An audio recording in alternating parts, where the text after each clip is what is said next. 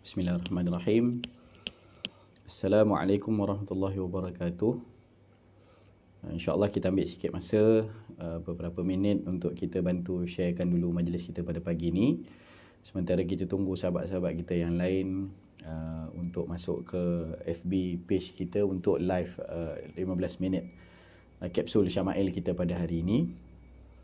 Dan sama-sama kita isikan Jumaah Mubarakah ini, Jumaat yang diberkati, Blessed Friday, dengan selawat ke atas junjungan besar Nabi Muhammad sallallahu alaihi wasallam. Mudah-mudahan kita mendapatkan keberkatan baginda sallallahu alaihi wasallam insya-Allah. Dan kita akan bacakan selawat tafrijiyah yang mana kita akan diskusikan pada jam 10 pagi ni nanti insya-Allah. Jadi boleh dulu kita sama-sama baca. Dan sementara kita sharekan majlis kita pada pagi ni insya-Allah. Allahumma salli wa sallim wa barik alaihi wa ala alihi sallallahu wa sallam alaihi.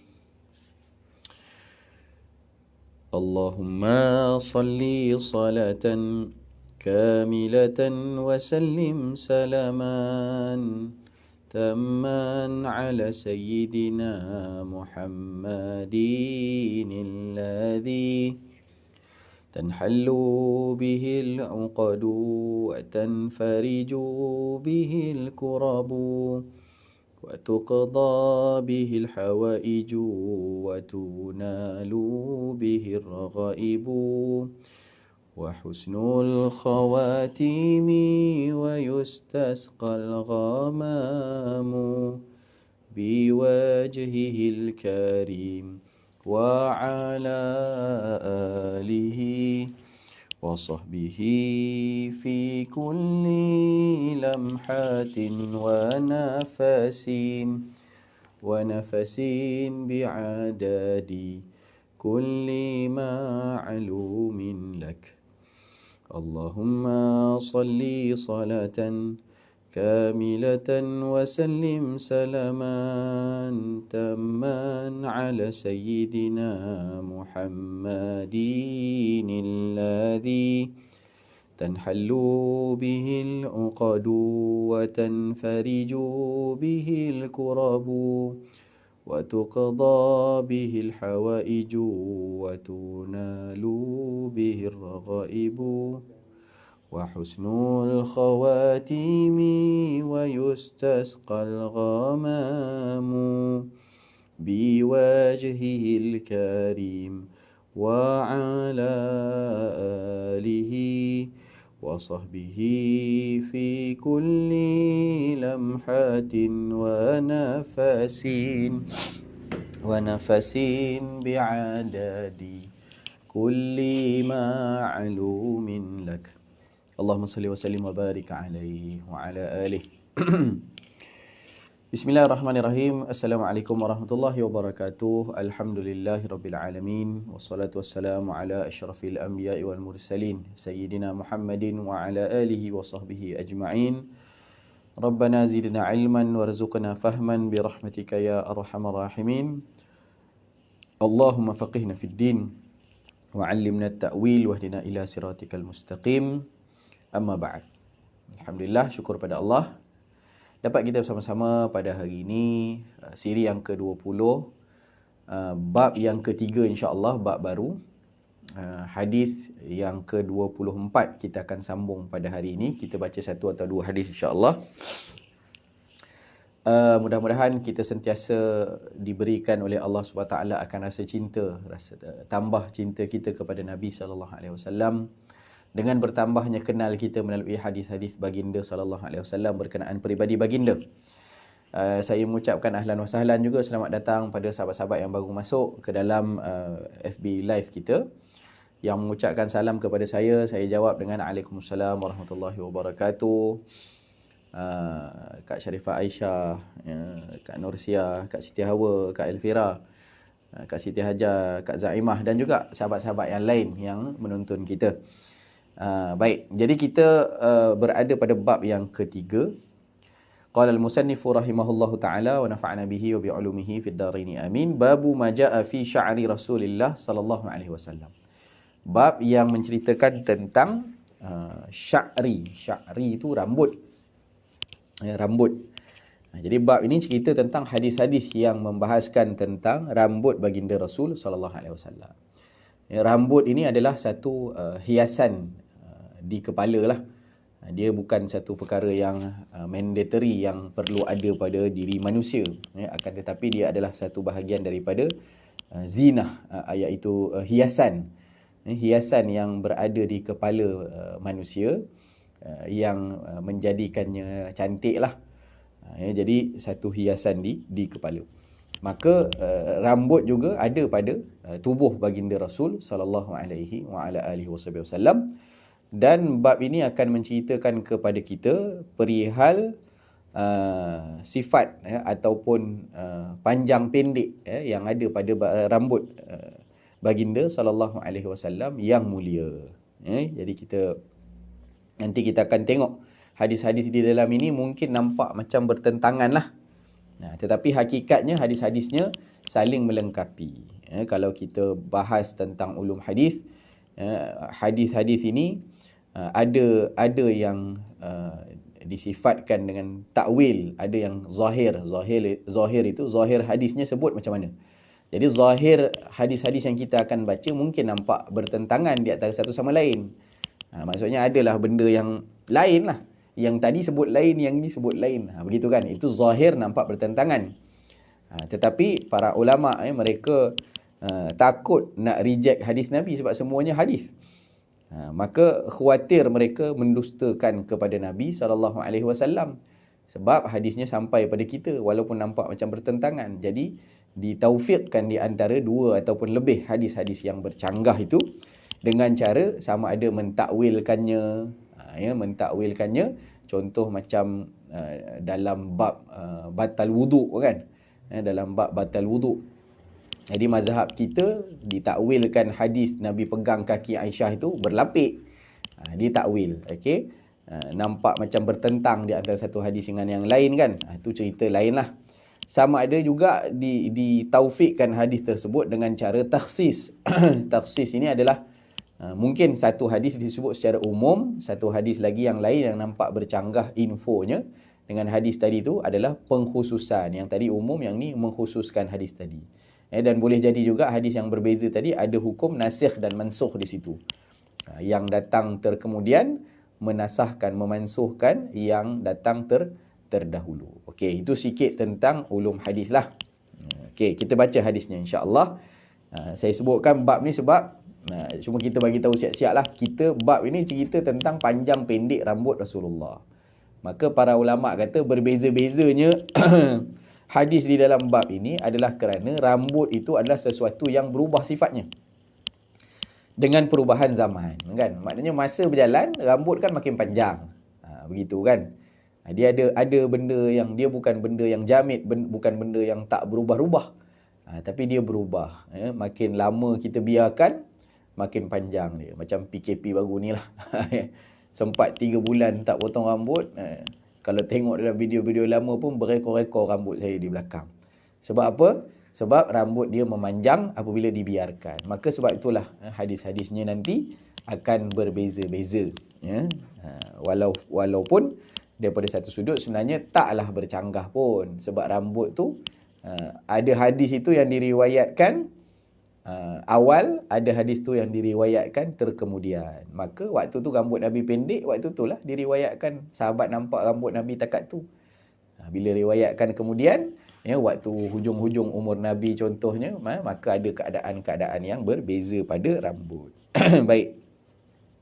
Kita tengok bab 3 Wabihi ilaihi qala haddatsana Ali bin Hujrin qala anba'ana Ismail bin Ibrahim an Humaid an Anas ibn Malik radhiyallahu anhu qala kana sya'ru Rasulillah sallallahu alaihi wasallam ila nisfi udunai. Daripada Sayyidina Anas bin Malik radhiyallahu anhu, beliau berkata, rambut baginda Rasul sallallahu alaihi wasallam mencapai ke pertengahan kedua telinga. Nisfu Sya'ban. Nisfu tu maksudnya separuh ataupun tengah. Nisfu Sya'ban. Ahmad nisfu Ahmad nisfu, Ahmad separuh lah.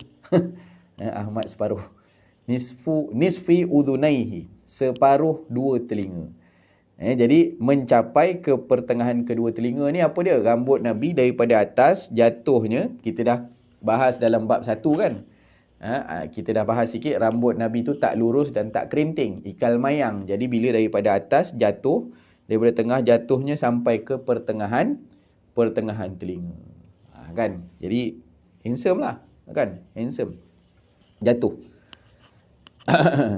Nanti ada sifat pula rambut belakang baginda macam mana. Ini yang daripada tengah jatuh ke tepi, dia jatuh sampai ke nisfi udhunaihi, ya, separuh telinga. Hadis yang kedua, yakni 25, wa bihi ilaihi qala hadatsana Hannad bin Sari qala hadatsana Abdurrahman ibn Abi Zinad an Hisham bin Urwah an abihi an Aisyah radhiyallahu anha qalat kuntu aghtasilu ana wa Rasulullah sallallahu alaihi wasallam min ina'in wahid wa kana lahu sya'run fawqal jummah wa dunal wafrah. Daripada Sayyidatina Aisyah radhiyallahu anha berkata, isteri Nabi, Ummul Mukminin, ya. Kuntu aghtasilu ana wa Rasulullah. Aku saling bermandi. Jadi di sini ada perbahasan daripada para ulama lah. Maknanya mandi sama-sama. Sayyidatina Aisyah mandi sama-sama dengan baginda Rasul sallallahu alaihi wasallam. Jadi suami isteri boleh tak mandi sama-sama? Boleh lah. Kalau itu yang mendatangkan kemesraan di antara suami isteri, maka lebih baik lagi. Kan? Ya, kerana mesra di antara suami isteri itu adalah ibadah. Ya. Jadi mandi sama-sama. Cumanya ada hadis-hadis yang lain yang menyatakan beberapa perkara lah. Contohnya hadis yang lain riwayat Aisyah juga. Radhiyallahu anha, beliau mengatakan ma raaitu minhu wa ma raa minni. Nabi tak pernah tengok aurat aku dan aku tak pernah tengok aurat Nabi. Masya-Allah. Dalam hadis ni nampak bertentang lah, mandi sama-sama ni. Jadi dalam hadis yang lain, Sayyidah Aisyah kata, aku tak pernah tengok kemaluan Rasulullah. Begitu juga Rasulullah tidak pernah tengok kemaluan aku. Maka apakah yang dibahaskan dalam perkara ini adalah adab. Hukum cerita berbeza. Adab cerita berbeza. Adab cerita berbeza. Adab ini tinggi kadang-kadang, ya, bukan ada nasnya yang menyatakan sedemikian, tapi ya, kerana perasaan malu yang tinggi, ya, kerana keadaan hormat yang tinggi, ya, maka adab itu akan berbeza-beza, ya, pada ahlinya, ya, berbeza dengan hukum, ya, berbeza dengan hukum. Sama macam ialah yang viral baru-baru ni lah, cerita basuh kain suami tu kan. Basuh kain suami tak boleh basuh sekali dengan anak-anak. Yang pertama, memang kain tak boleh basuh dengan anak-anak. Sebab kalau anak pun masuk mesin basuh, nanti masalah lah. Lemah dia kat dalam mesin basuh tu. Maksudnya baju lah. Ya. Ceritanya bukan cerita hukum. Cerita hukum okey je. Tapi ceritanya adalah perbahasan tentang adab. Ya, perbahasan tentang adab. Tak apalah, kita tak nak bahas bab itu. Cumanya dalam bab hukum, apakah hukum suami dan isteri mandi bersama? Dan mandi bersama tu pula, ya, berbogil. Kan hukumnya harus. Kerana memang perkahwinan itu adalah untuk menghalalkan yang haram. Yang haram adalah melihat aurat ajnabi ataupun ajnabiyah. Jadi pernikahan ataupun akad nikah itu menghalalkan yang haram. Asalnya haram bersetubuh dengan wanita yang tidak dinikahi.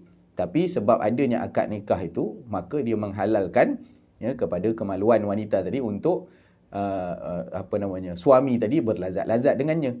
Itu cerita dia. Begitu juga dengan aurat isteri tadi. Maksudnya daripada segi hukum boleh je dia tengok aurat isterinya. Tapi ceritanya, apakah yang dimaksudkan oleh Sayyidatina Aisyah? Kami mandi sama-sama. Tapi dalam hadis yang lain, Sayyidah Aisyah tersebut, aku tak pernah tengok kemaluan Rasulullah. Begitu juga Rasulullah tak pernah tengok kemaluan aku. Maksudnya di situ adalah adab. Adalah adab.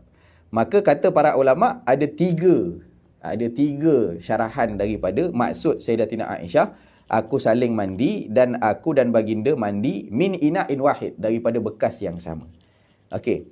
Jadi yang pertama syarahannya adalah tempat mandi itu ada pemisah, ada dinding. Kalau kita sekarang mungkin payah nak bayang, tapi rumah datuk saya dulu di Bagan Datuk, datuk pun di Bagan Datuk. Di Bagan Datuk, ya, bilik mandi orang dulu-dulu ni pakai kolah.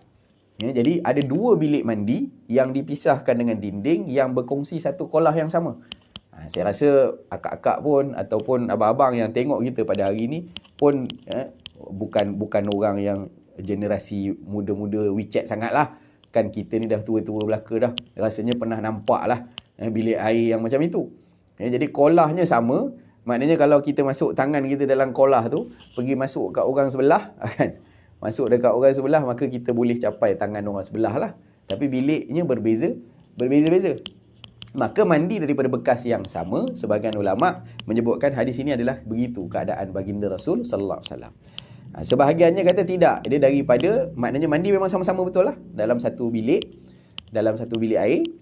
Cumanya mandinya itu dengan kain basah, ya, dengan memakai kain basahan. Maka apabila memakai kain basahan, tetap juga kemaluan suami ataupun isteri tadi tidak dilihat. Ini adalah adab.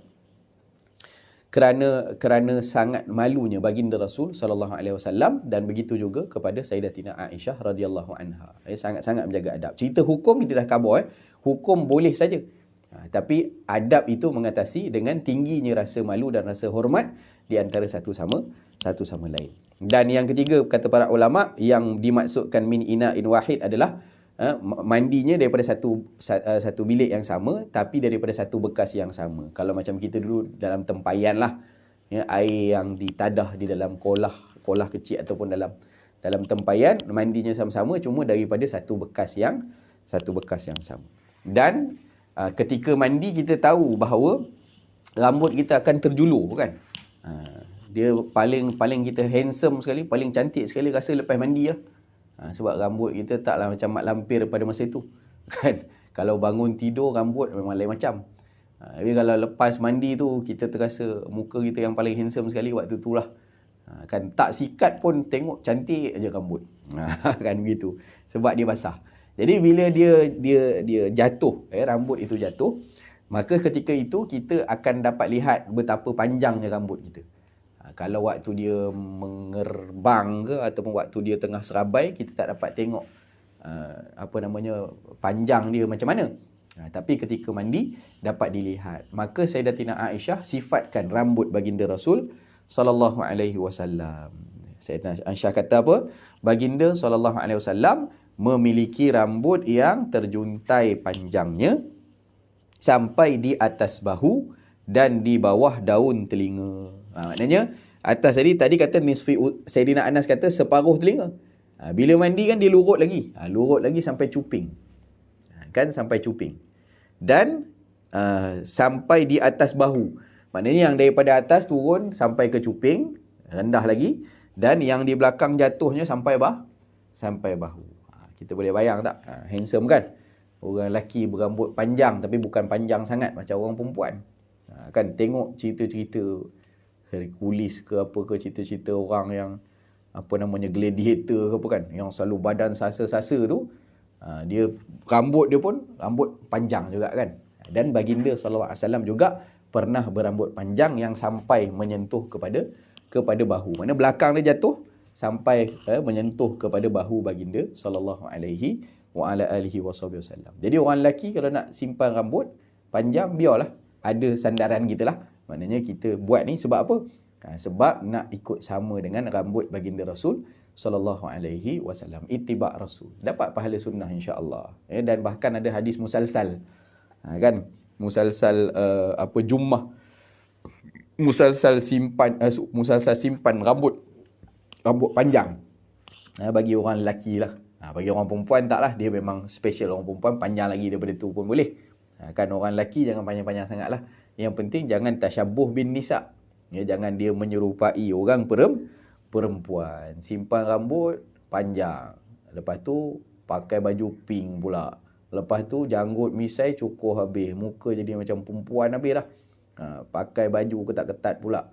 Ya, jalan daripada belakang pula melenggok-lenggok, meliuk-liuk. Orang tengok daripada belakang. Ini awek mana ni?